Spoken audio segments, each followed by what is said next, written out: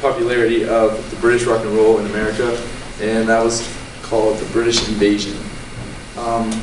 Two of the most popular groups during this time were the Beatles and the Rolling Stones, and they gained most of their popularity by performing on the Ed Sullivan Show. That's how they...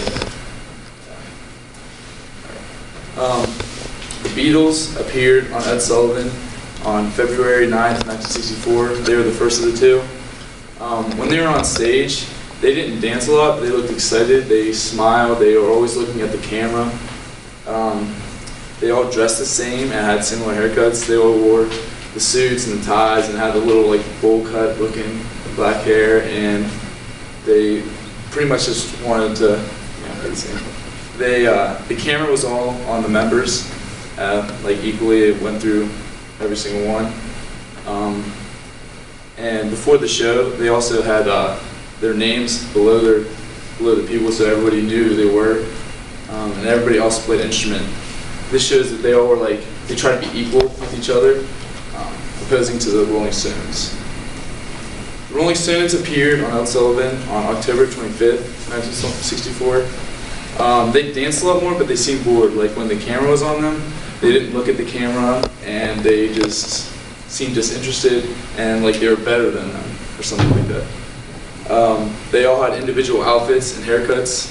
They all had shaggy hair and stuff, but they all had they were dressed nicely, but they weren't dressed the way the Beatles were in same black suits and stuff like that. They had jackets, and they didn't wear ties though. The camera was mostly on Mick Jagger.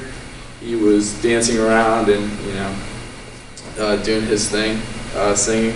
He was the only person that didn't have an instrument. This kind of the way he was individual from everybody else in his band was one of the main differences between them two, because the Beatles were all equal and they wanted to show quality, and the Rolling Stones were about individualism.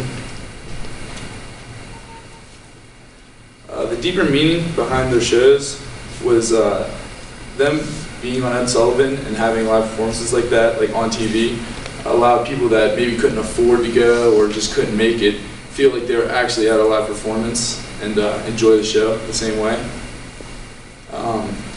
When the Beatles were on, they also showed the fans and how excited they were, and this showed how much the band was liked.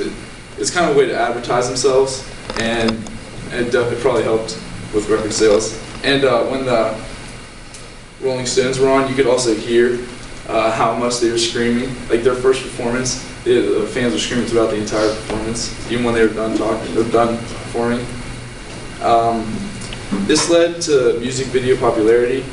Performing on TV and stuff like that, people wanted to see more of that, and that led to channels like MTV being made. And without them, more than likely, well, not more than likely, I can't guarantee that, but MTV may not have been made or may not be as popular as it is today.